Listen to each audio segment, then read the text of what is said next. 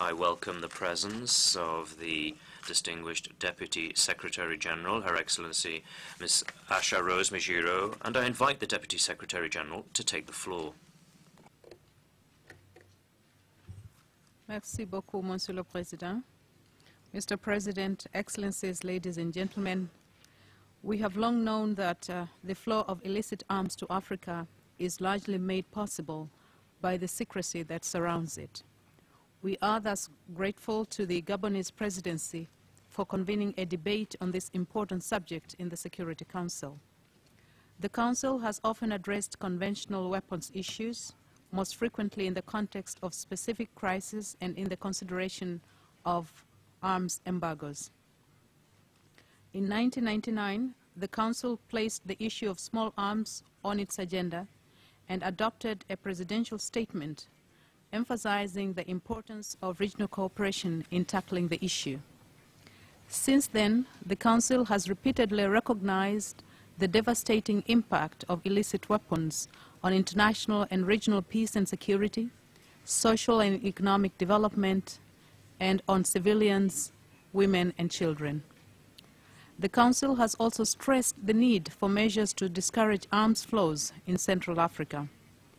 In this sub-region, local demand continues to be sizable, especially from many militia and rebel groups. Limited national and regional capacity, porous borders, and the spillover effects of conflicts in the region have impeded effective small arms control. As a result, Central Africa is awash with illicit weapons, exacerbating inter-communal violence, increasing cross-border crime, and threatening ongoing peace and national reconciliation processes. Ladies and gentlemen, illicit traffic in small arms and light weapons is never an isolated phenomenon.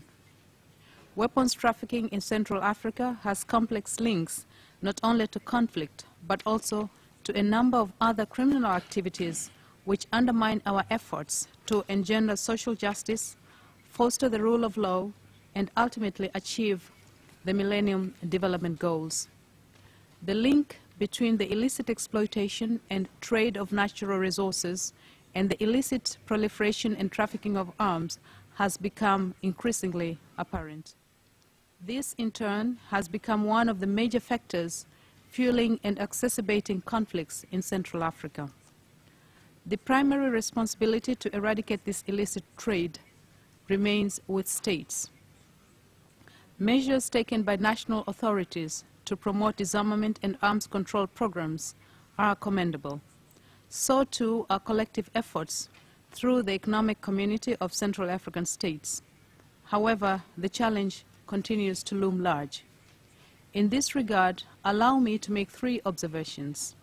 First, peace and security in Central Africa require a strong commitment by states in the sub-region, together with state suppliers of weapons, to expand their individual and collective efforts to eradicate weapons trafficking. Second, such efforts must include greater commitments by the states of the sub-region to implement global instruments and to strengthen their capacity to identify and combat those involved in illicit brokering activities. These instruments include the United Nations Programme of Action to Prevent, Combat and Eradicate the Illicit Trade in Small Arms and Light Weapons in all its aspects, the United Nations Firearms Protocol, and the International Tracing Instrument. We also must support the adoption of an arms trade treaty at the global level and the implementation of community-based disarmament and confidence-building projects. Third, the states in Central Africa should make the best possible use of United Nations tools and expertise.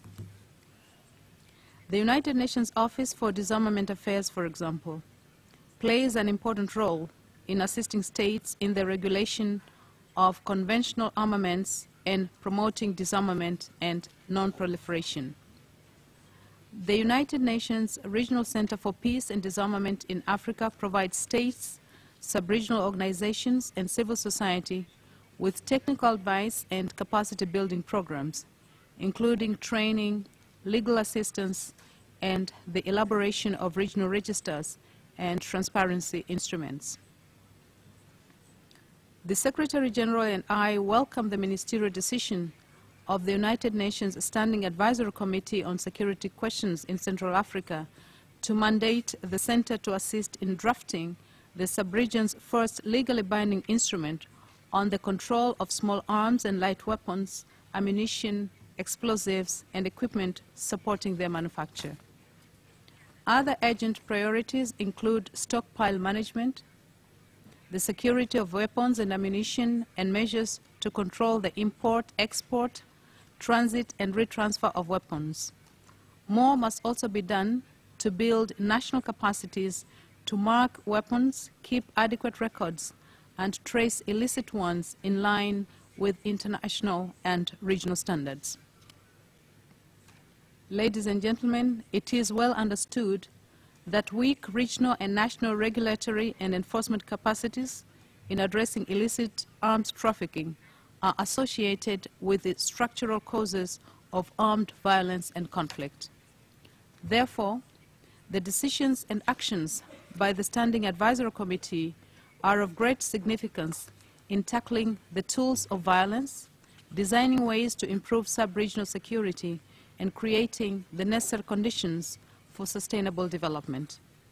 The Secretary-General urges the Security Council and all member states to offer whatever assistance is needed to support states in Central Africa in achieving these goals. I once again commend the government of Gabon for its leadership in bringing this issue to the Council. Thank you.